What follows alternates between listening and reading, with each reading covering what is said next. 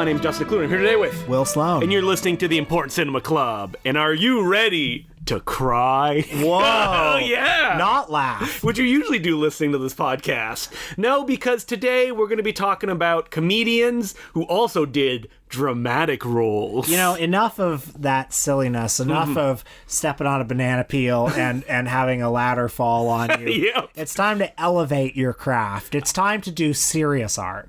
Let's cycle through all those chestnuts that people like to say that comedy's actually hard, drama is easy. Yeah, that's right. Because that's what always comes up when you hear, like, oh, a comedian's taking a dramatic role. They'll often say, oh, but I find that easier to do because it's less demanding and the actual reaction in an audience is less immediate. To be a comedian or to be a comic actor is to already be a great actor. There you go, right. Yes. That's what they would all say. Just ask, Jerry Lewis. Or a Carrot Top.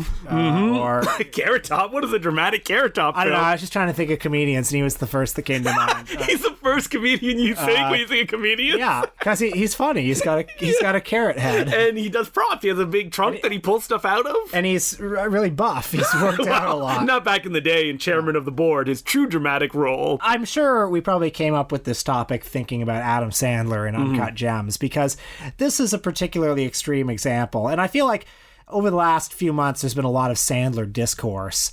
Adam Sandler, in the critical imagination, has been synonymous, much like Michael Bay has been, with a certain kind of lowest common denominator. You know, he's the ultimate talented guy who has squandered his talents in lazy, slipshod comedies. And every film bro around could be like, oh, did you see this movie to their date? Punch Drunk Love, Adam Sandler, serious. Yes, but I've seen much reappraisal of his comedies. Oh God, I just watched Mess with the Zohan. Is it not? P.U. I've actually never seen it. Yep. An hour and 53 minutes, Will. Ooh. Yep. But I definitely see people like talking about how actually the Adam Sandler comedies are funny. I've seen that as a popular kind of contrarian take. I'll give you Happy Gilmore and nothing else. Is it a contrarian take? Because look at those box office numbers. Yeah. Also, when I was a kid, I was a precocious child who read Entertainment Weekly and knew that the right... Subscribed to Entertainment Weekly. And so, when I was 12 or 13, I knew that the correct position was to be against Adam Sandler. Yes. And to be in favor of something like, the Christopher Guest movies. I was going to say Jim Carrey. Yeah. Which you were also a big fan of, and is also an example of the comedian who wants to do real roles. Yeah, so... Jim Carrey, I think, is a formative example for us because he was the guy who, we were kids, we were going to see his comedies, laughing at him, then all of a sudden along comes, The Majestic. or The Truman Show or something, or Man on the Moon, where all of a sudden a generation of kids knew who Andy Kaufman was. Yeah, or even like Eternal Sunshine of the Spotless Mind, where you get the serious Jim Carrey. But I think there was always something about Jim Carrey, like he's the definitive, I think, example of this, because he was somebody who really seemed to seek legitimacy through his dramatic movies. He was somebody who, in all of his interviews and all of his kind of shameless campaigning for Oscars, which never came, he seemed to think that he seemed to convey the idea that, okay, but this is what I really want to do. This is the elevated stuff. But I think that a lot of comedians who do that serious acting thing, there is that kind of like sense of desperation around them because, comedy is a lowest common denominator. What's really serious is Oscars and drama. Like, you get that feeling in every Jerry Lewis interview where he's like, oh, my real personality is very serious and analytical when, I just play a jokester for the screen. Right.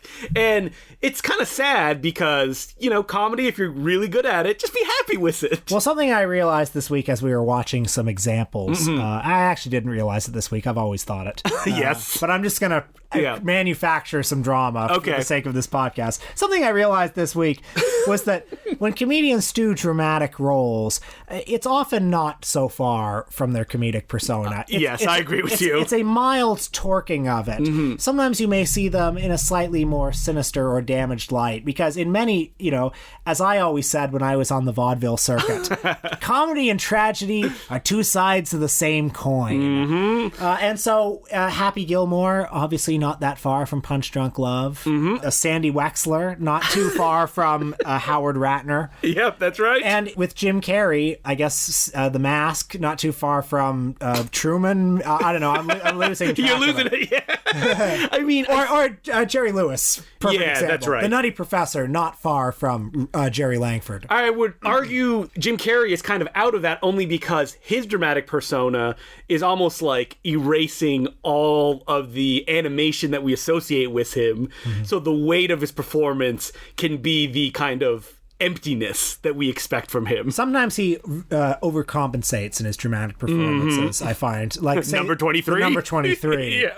But, for example, some of the movies that we watch for this podcast, like Big Fan, the Patton Oswalt starring serious performance, I think that is Patton Oswalt perfectly cast in that role, because it's just a different version of what he's known for through his comedy albums and stuff like that. Well, this was, I think, maybe an interesting selection, because Patton Oswalt at this time was, I guess, more of a niche comedian. I loved Patton Oswalt. Yeah. I listened to his album, like Werewolves and Lollipops. Yeah. He was one of those, like, geek comedians, right? Like, he liked all of the stuff that you liked. Right. And he could also approach it in not just a funny way, but also a way that could deconstruct, like, what it is. He had that famous routine of talking about the Star Wars prequels. That's right. The climax was, oh, you like Angelina Jolie? She gives you a big boner? Well, here's John Voight's ballsack. Yeah. I don't want to know where the things I like come from. I just want the things that I like. And it's funny saying that, because when I hear it now, it's like every comedian does that stuff now. Every comedian is like, he thinks Greedo shot first, or, corny geek comedy like that. But at the time, it was somewhat novel, and wasn't Patton Oswalt doesn't do that anymore in his stand-ups. Like, that was a niche that he kind of filled in a way that you sometimes hear other, like, geek comedy stuff like that, and it's like, oh my God, all right. And you never get that sense from Patton Oswalt. It always seems to be coming from a place of genuine love. Now, with Big Fan, he plays a somewhat, I don't think sinister is the right character. No, I don't think he is either. But a disturbing character. It's like a pitiful character. Because he wasn't a particularly huge mainstream star at this time, I think the movie was basically rapturously received by those who received it. But it wasn't like Jim Carrey and The Cable Guy, where a lot of people were really turned off by it because it seemed to be taking all the characteristics, all the stuff they liked about him, and showing it in this different light and making it seem repulsive. I mean, Patton Oswalt, he has a lot of credits. He was on a sitcom for a long time as the funny best friend, but he was never like a headlining comedy star in movies in the way that somebody like Jim Carrey was. His biggest one is Ratatouille, where he did the voice of the rat. So I would say that Big Fan, unlike some of the movies we've talked about, doesn't really subvert his persona. I would agree. I think that it's kind of an extension of his persona and the way that he acts and the kind of likability you get from his comedy set he has in this movie. Because if this movie were made now, I think it would be very different because, like, the protagonist of this film, Patton Oswalt himself, is a big football fan. He loves his team, but it's never portrayed in like bad, or destructive. I know what you're thinking of. You're thinking of this would be like the Joker. It would be like the Joker, or it would be weighted with a lot more political significance. Or people often compare it to Taxi Driver, where it's kind of like that, but Travis Bickle is a damaged individual in a much more arch way than Patton Oswalt is presented in Big Fan. So, in Big Fan, he plays a low-ambition man, I guess in his mid to late 30s, who lives in Staten Island with his mother. He works as a parking lot attendant, and he spends his evenings listening to his favorite sports team on the radio, calling into a sports radio talk show where he delivers these monologues that he's written. And sometimes he meets with his friend. They go to the stadium, and they party with all the fans outside the stadium, but of course they can't afford tickets to the game, so they sit in the parking lot with their little portable TV and watch the game. And this team represents his entire life, his entire identity, and he doesn't seem particularly unhappy. That's the difference between all the movies like The Joker or Taxi Driver, is that the only kind of tension comes from the way the people in his family react to him. Like, hey, why don't you do this? Like, why don't you get a girlfriend? Why don't you get out of the house? And it's not portrayed as like, oh, woe is me, my life sucks, and this is the only joy I have in my life. He vocalizes it many times that like, oh, I'm happy. Like, I'm happy doing what I'm doing. And it's only when a turn of events, not really triggered by him, that the conflict of the movie is that his favorite football player beat him up. And because of that, the football player has been suspended, and his team, in his perception, is losing because of that. So what does he do, and what is the conflict, and how does he act as a person in this situation? There's also a suspenseful last act of the movie involving his rivalry with another loudmouthed sports fan, played by the great Michael Rappaport. That's right. Which I heard him on the radio that appears throughout the film, and I was like, this is a pretty low-budget film. They couldn't have the budget for Michael Rappaport of Bamboozled fame. That's right. But no, he does show up, because it's building to this, like, Taxi Driver, like, big climactic moment of violence. So I love Patton Oswalt in this movie, of course. He's great in the movie. He looks a little strange on screen. You can imagine why he would never. I don't think Patton Oswalt would ever become like a huge mainstream a Jim Carrey star, like, because proportionally he doesn't make sense. He looks like the comedy best friend. Yeah, that's what he looks like. He doesn't look like Chris Farley. No. Or a Belushi. I think that Chris Farley and Jim Belushi, they also had the like big physicality that like that's what people remember about them, and Patton Oswalt has never been one of those guys. But he has been a very effective supporting actor playing guys who just losers. Yeah. Because he's empathetic, the way that he talks, there's like a sense of kind of like that he feels what he's saying, but he's also frustrated, and he also can't express himself or get the answers that he wants. And he has great range as an actor. He does have great range. He can play many different kinds of losers. Yeah, he does, because he does it here in Big Fan. And it's one of those movies that it's like that like high wire act of you need to care about this character, even though you don't agree with the decisions that he's making. And he is a genuinely kind of abrasive and selfish guy. Yeah. I mean, like, could have Patton Oswalt played Richard Jewell in the recent Clint Eastwood in a different universe? I wonder. I'm not positive, because there's something I don't know, likable about Patton Oswalt. No, because there's something a lot likable about Paul Walter Hauser too. Okay, but maybe it's just because like all the comedians we talk about in this show, you bring a lot of baggage, or at least I do for Patton Oswalt. So there would be that baggage there. Well, for me, I'm actually not. Maybe I'm contradicting my argument from earlier where I was saying there was no baggage. Yeah. But it's like I know that Patton Oswalt's like a clever... like funny guy. Funny, knowing comedian. And so whereas I don't know anything about Paul Walter Hauser. He seems like a guy who was genuinely plucked from obscurity. While his performance in Big Fan, you feel that like he's not like really tied into it, but he knows what he's doing. Yeah. And the genuine frustration when his family's like, why don't you sue the guy? Why don't you do this? And he's like, no, I'm just like, just leave me alone. I'm happy with the way that it is. Whether that's good or bad, that's up to the interpretation of the viewer, but it's not shown as damaged, in my opinion. Before we move on to the next movie, I realized we neglected to mention Robin Williams in the opening discussion. That's right. Who's another of the definitive, like maybe actually even more so than Jim Carrey. Forget when I said Jim Carrey was the definitive example. I completely erased it from my mind, because when we were talking about doing this episode, Robin Williams was always on this list, and it's like he needs his own episode. We can't just do like Robin Williams in like a triple of these. But it does feel like Robin Williams, for a time at least, was the most successful of these crossover. Like because he won an Oscar for Good Will Hunting. There was stuff like Awakenings and The Fisher King where he's funny, but you know. Yeah, like Robin Williams is a guy that like in a lot of dramatic performances though he could bring that Robin Williams energy, because like something like you just said, The Fisher King, that's just a Robin Williams style performance, or Good Morning Vietnam, right, with elements of drama that are interjected. I mean, that's not the case with Awakenings or Good Will Hunting. Good Will Hunting, which is like the Jim Carrey, like, all right, let's take all those comedic things and like subdue them, and that's where the drama comes from. I think perhaps more interesting than those performances are his performances in 1 Hour Photo and Insomnia, where they sort of play in more to the vulnerability of him. Like there's something about Robin Williams has this like big wide open face, and he is so desperately needy as a comedian that, you know, as I said earlier, laughter and tears are two sides of the same coin. So that's what my dad taught me when we were touring the boards.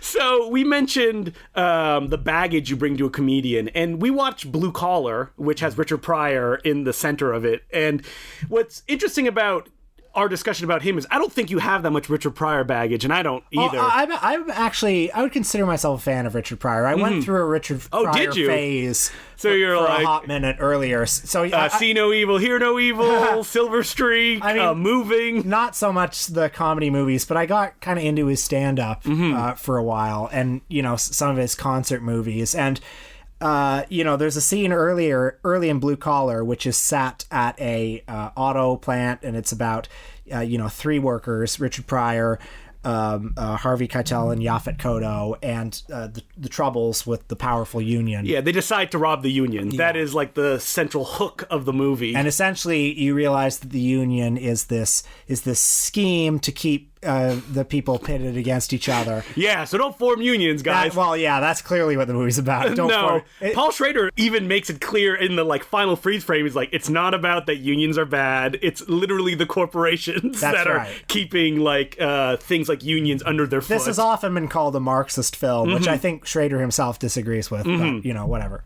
And so Richard Pryor's performance in this film is interesting because at the beginning, you feel like you're going to get big comedy Richard Pryor, and it's like a very smart gambit to start it that way. That's the thing. Yeah. It's that scene at the union meeting where he gets up and he starts riffing. Yeah. And it seems like one of his comedy routines. And if you've ever seen his stand-up, you'll know what a kind of explosive live wire presence he is.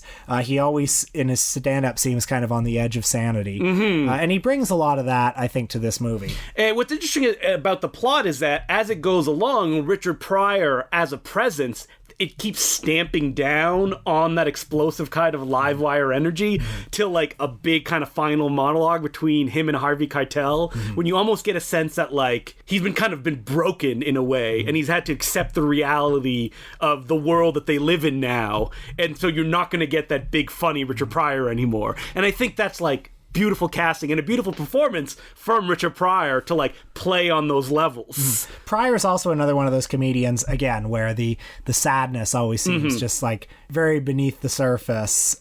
Even when he's at his funniest, it looks like he could crumble at any minute. And of course, in his stand-up, he would make his own personal demons and tragedies, from his difficult upbringing to his struggle with drugs. He would make that fodder for his comedy. He was sort of frankly, the anti-Bill Cosby, who, obviously, personal life aside. Yes.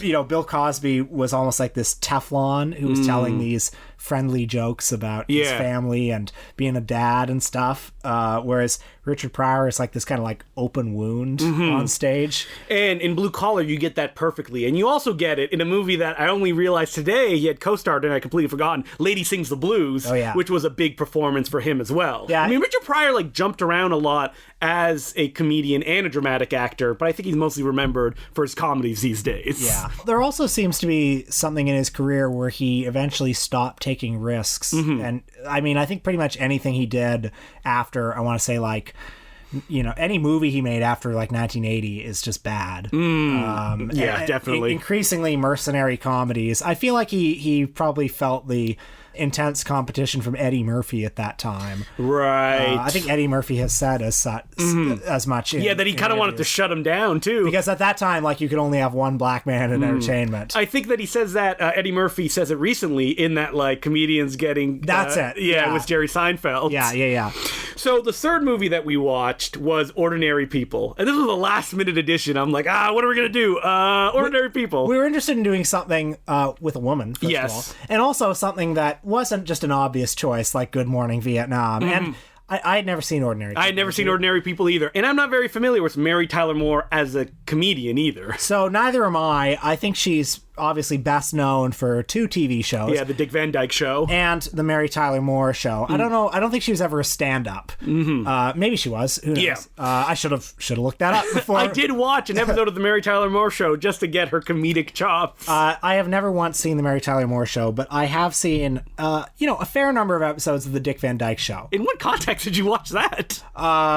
Just as a fan? I loved Dick Van Dyke as a kid, so I had a public domain VHS of Dick Dick Van some Dyke of the shows? episodes. And I Okay. think I've also stumbled on them, on TV occasionally, and it's a nice, pleasant show. So as a kind of comedic personality, what I've gotten from the very few things that I watched that she starred in is kind of like almost as like suburban housewife, but like a big presence on screen. Yeah, in the Dick Van Dyke Show, Yeah. she's this very supportive, friendly housewife. And in the Mary Tyler Moore Show, she's very independent and she's kind of like moving like a bullet. She's a strong woman. She throws Throw her their hat in the air, yes. Right. As we've all seen in The Simpsons, of course. The other thing I know about Mary Tyler Moore is my dad met her in an airport lounge. Really? Did he go up to 30 her? years ago. They did talk, and the story that he has often told is she opened her peanuts and she spilled it everywhere, and she was picking it up and she said, "Well, you must just think I'm really silly."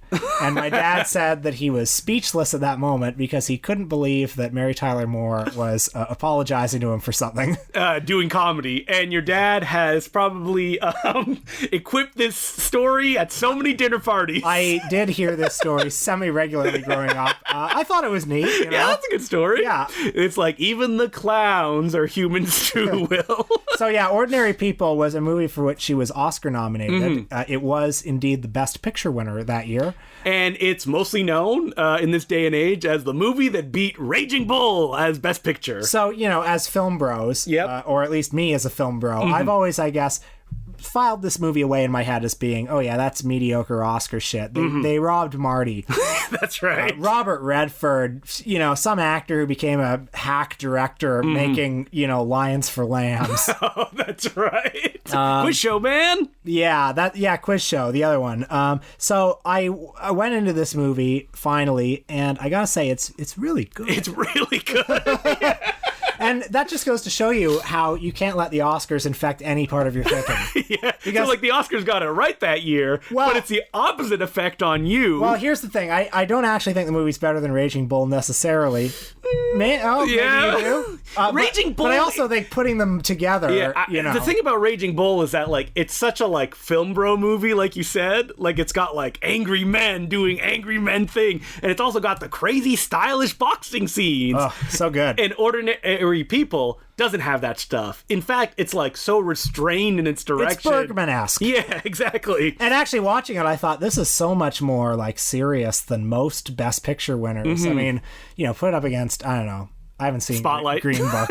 Yeah, Green Well, Book. okay, it's a lot fucking better than Spotlight. It is, yes. Just on every level. And just watching it now, I think that because it falls within that idea of like, oh, all those films were coming out around that time, like Kramer versus Kramer. Like, they've just kind of been cemented as like these lame kind of straight down the middle choices, when Ordinary People, and we'll get to Mary Tyler Moore's performance as well within the context of this, is like such a complicated film without any easy answers. Yeah, so it's about a suburban family. That's right, folks. It's the original American Beauty. You've got father Donald Sutherland, mother Mary Tyler Moore, and son Timothy Hutton. Yep, Timothy Hutton. That's right. The youngest Academy Award winner for acting at that time was ever. 20 years 20 old. years old, yeah. And it's a family that is recovering from the traumatic death of the other son, who died in a boating accident while on the boat with Timothy Hutton. And the brilliant thing about the movie, which is also based on a novel, is it starts a long time after the son died. And it's not really about, like, how do these shell-shocked people get over the death of a loved one.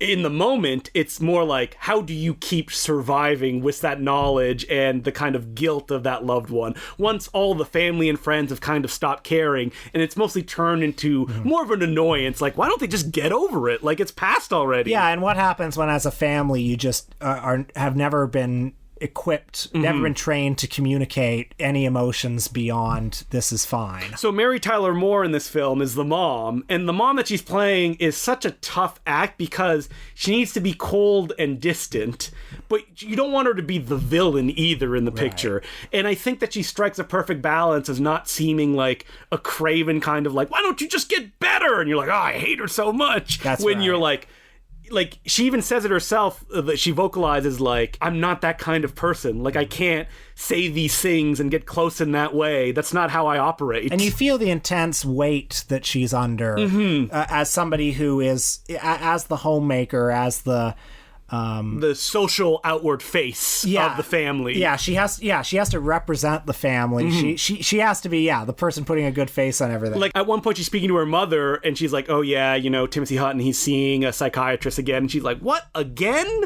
Like, isn't this over by now? Can we move on? Right. Played by the great Judd Hirsch, another comedian who had mostly been known for Taxi at that point, the TV show, coming in and doing a dramatic role, which is really fascinating because it's not the kind of like, oh, he's a good guy psychiatrist that you think he'll be. No, he's like a real ass. psychiatrist. Yeah. And a lot of actual psychiatrists pointed to Ordinary People as one of the only films to not like negatively show the profession as like a joke, but actually showed like what a real session would probably be like. Yeah, I mean, at this time, when I was a kid, pretty much all depictions of psychiatry were like, oh, it's a crazy person. Yeah, exactly. Yeah. Or and now, who isn't in therapy? Or it's like, oh, it's just a quack. He can't actually help you. Why don't you just get over it yourself? Right, and right. This actually shows that like it's not going to be a simple process either, that there's not going to be one break and it'll be over, which is very sadly pointed out when a character commits suicide at one point. I assume that with Mary Tyler Moore, much of the audience watching this movie would have been following her since the 1950s, and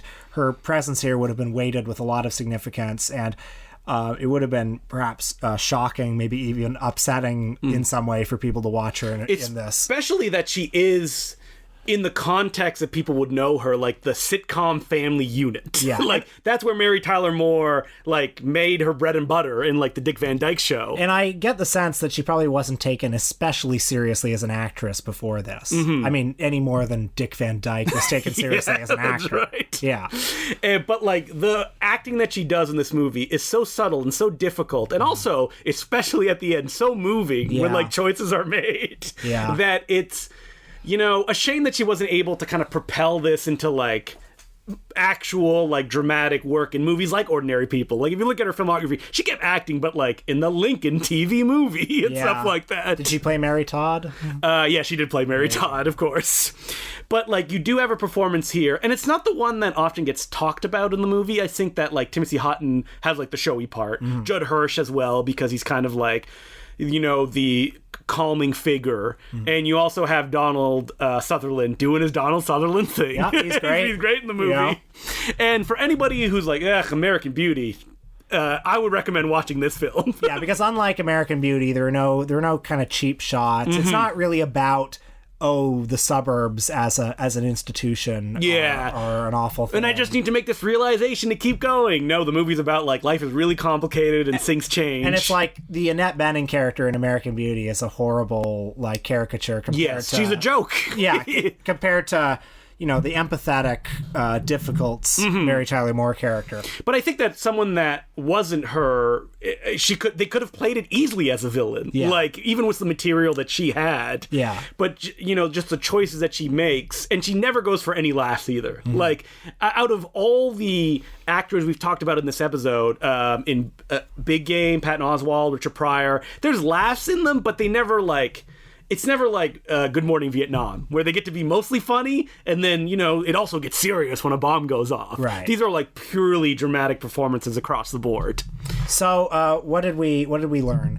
We learned that drama is a more serious thing than comedy. And we learned that Ordinary People, great movie. It's actually good. Check it out. So, right. Do we have any letters this week? We do have letters. Our first letter is from Carlos, and he goes... Hey, it's me again with some more questions.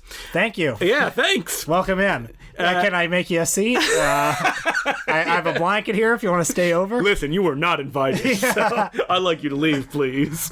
The first question goes, I remember in an earlier episode, Will said that his opinion on Pauline Kael worsened after the episode you did on her. Will you guys ever revisit Pauline Kael given Will's new opinion on her? No. Okay, so first of all, I don't think I did say that. Yes. I say a lot of things on this podcast. Yes. I don't... Oh, wait, can I just interrupt here? Is that sometimes people will, like, tell us something that we said ages ago, and, like, we have completely forgotten. I will say that my opinion of Pauline Kael probably has not improved over the years. I think she really gets her tenterhooks in you, I think, when you're a teenager. Yes. And I think I say it on the episode that we did on her. I did not read her when I was a teenager. I read her when I was in college, and at that point I was like, man, she's so mean. Like, there wasn't that discovery that a lot of people had of like, oh, look at this passion and look at this kind of like turn of phrase. I mean, it was kind of exciting for me as a teenager to read Pauline Kael and think that film criticism could be an art form. Like, oh, this is different from those Leonard Maltin capsule reviews. This is taking a movie and using it to create your own piece of art. But also, by the way, I think that speaks to her limitations somewhat, because when I read her reviews, there are these kinds of beautiful performances, but they don't really enlighten the movie for me. Yeah. Like, they seem to be about something else other than the movie. Never forget her pirouetting on the page. Her takedown of Paul Schrader because she felt he had betrayed her. Well, that has my favorite Pauline Kael line, which is, for Schrader to call himself a whore would be vanity. He can't even turn a trick. That really hurt Paul Schrader's feelings, too. Yeah. Why wouldn't it? Yeah. I think that they made up like near the end of her life is what I hear. Yeah. I will say that I do feel ridiculous criticizing Pauline Kael as like a dope with a podcast. I acknowledge that she is a brilliant craftsperson and was a very original thinker. Just I'd rather read Roger Ebert. You know what? Maybe. So Carlos' second question is, do you guys think the internet has a negative impact on film criticism? Personally, I would say no, because most so-called film criticism online doesn't have much substance, but nitpicking, calling things cliche, and pointing out minute details. On the flip side, there are some really good people on YouTube, like Lindsay Ellis, who make great in-depth video essays on film. I guess it's a mixed bag. Yeah, I would say that YouTube has fostered many different kinds of film criticism, and the internet has also, I mean, if we're going back to the glory days of the 80s, it would be like, yeah, there were more newspaper critics, most of whom were bad. Yeah, they were mostly bad. Yeah, and of course there's more film criticism than ever. Much of it is bad. But much of it is good and interesting. The great thing about the internet is that because everything has been deplatformed, I'll get into this a little bit later, is that like you don't have to read a review and go, oh, okay, so I guess this is the gospel because it's published in like a million newspapers. It's in the Toronto Star or the Globe and Mail or whatever. And you're like, is my opinion wrong? I mean, the extreme of that is like, oh no, I'm going to find someone that only reflects my stuff. But anybody who loves film will find people they agree with and they disagree with, but they like reading their stuff anyway. The other thing about the internet is I think it has really broadened people's horizons of what they can see and what is available. So if all you had was the newspaper reviews on Friday or Siskel and Ebert on TV or whatever, you would have a limited understanding of what was available. No disrespect to Siskel and Ebert, who of course sought to spotlight lesser known movies also.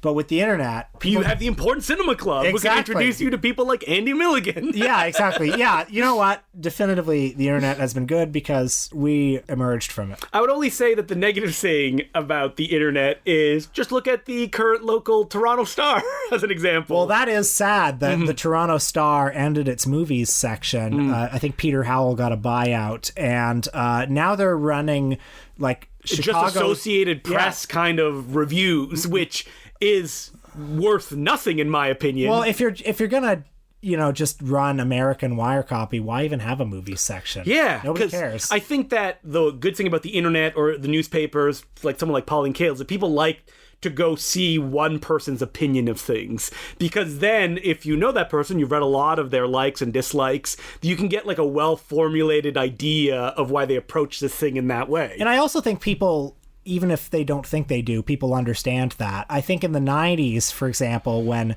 Peter Howell and Jeff Pavir were the critics for the Toronto Star. Ugh, love Jeff Pavir. People may not really have understood who they were, but they would have understand that the Toronto Star had a certain institutional voice and identity. And so a Toronto Star review meant something distinct from, say, a Globe and Mail review. And now, none of that, because it's been completely cut. Yeah. How expensive could it be to keep one person on staff to do that? No idea. That's definitely people in a boardroom being like, what can we cut to save money? It's also so tacky to have a newspaper that's like 50% American wire copy. Garbage. I mean, at that point, just don't have a movie section. Yeah. When was the last time I picked up a Toronto Star to read it? Listen, I don't want the Toronto Star to go out of business. They've done good things over the years. Yeah, I gotta click on the article I want to read and hit escape really fast.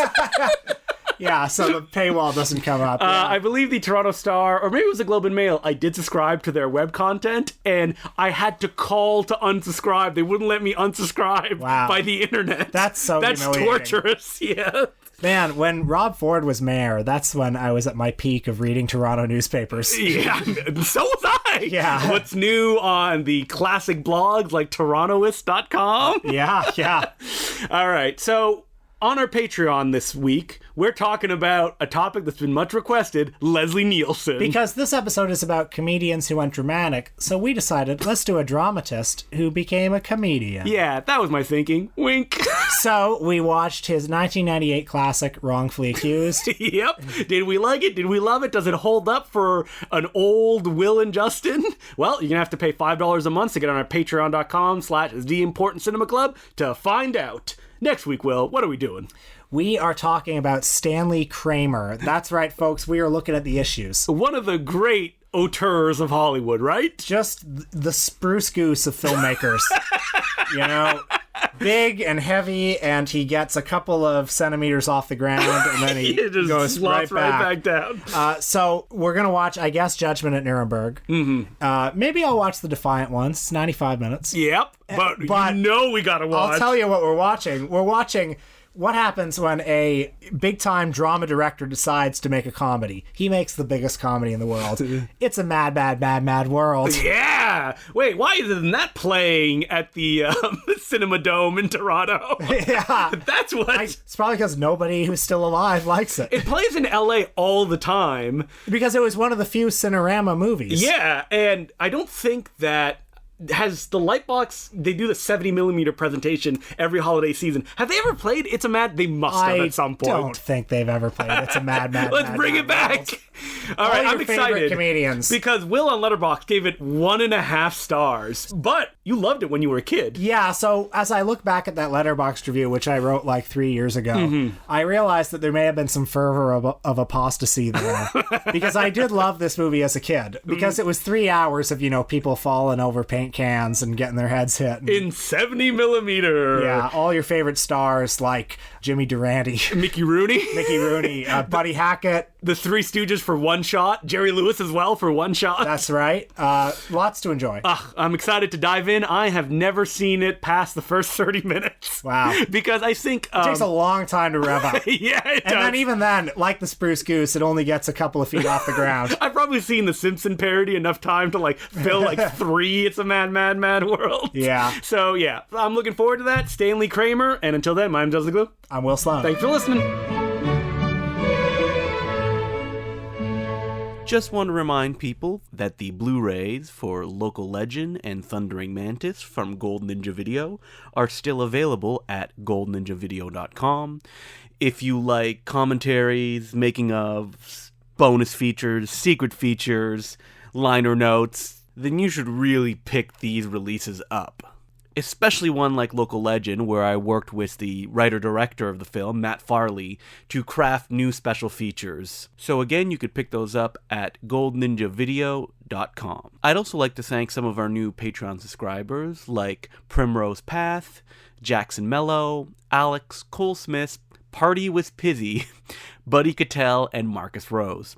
Thank you so much for becoming Patreon subscribers. We couldn't keep doing this without you.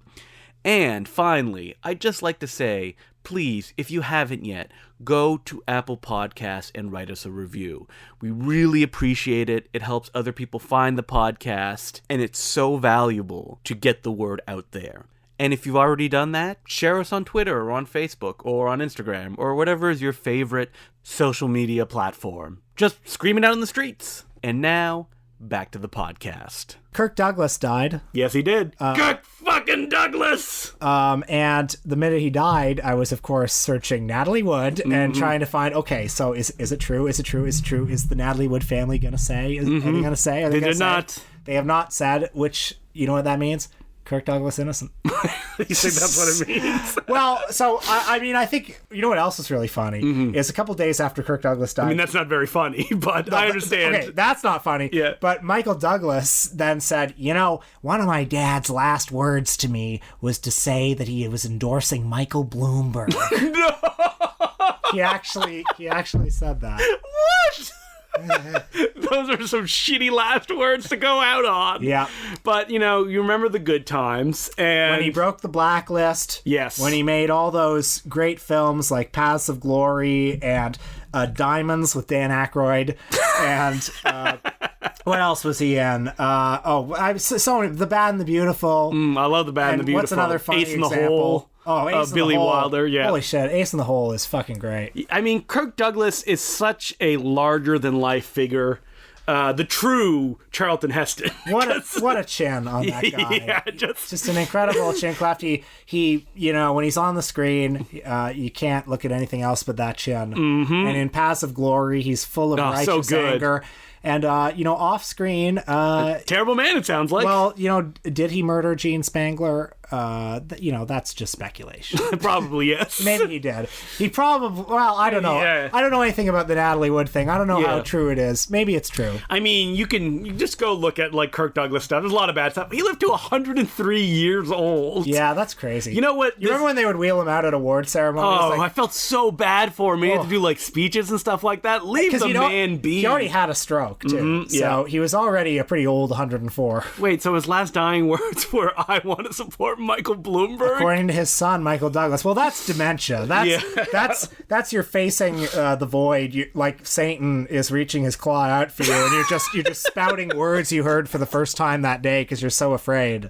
But this is the perfect opportunity to watch one of the great Kirk Douglas performances, and I can't remember the title. I hope you will. Okay. Which is the one where it was Kirk Douglas, Michael Douglas, and then Michael Douglas's son. Oh yeah, I do remember that. Is it runs in the family? It runs in the family, which is such a hilarious concept for a movie. So what's funny about that is he was arrested right after the movie came out. Michael Douglas's son. Right. So Kirk Douglas, Michael Douglas. Sure, that team up makes logical sense, but who's this third Douglas that they're trying to force onto the world? It's like Chaz Douglas or something like that. Yeah, it's like, oh, I see what this is about. Mm-hmm. I remember that was a big movie too. He got a big push. It's like, finally, these heroes on screen together. Not since Charlie Sheen and his dad Martin Sheen were on screen in Wall Street, and also Hot Shots Part 2. That's right. Great joke. Not since who else had a fail son that they tried to put into the world? And that the dad and the son were on screen together. I'm trying to think. Did Jerry Lewis ever make anything with Gary Lewis? Wait, was Gary Lewis an actor?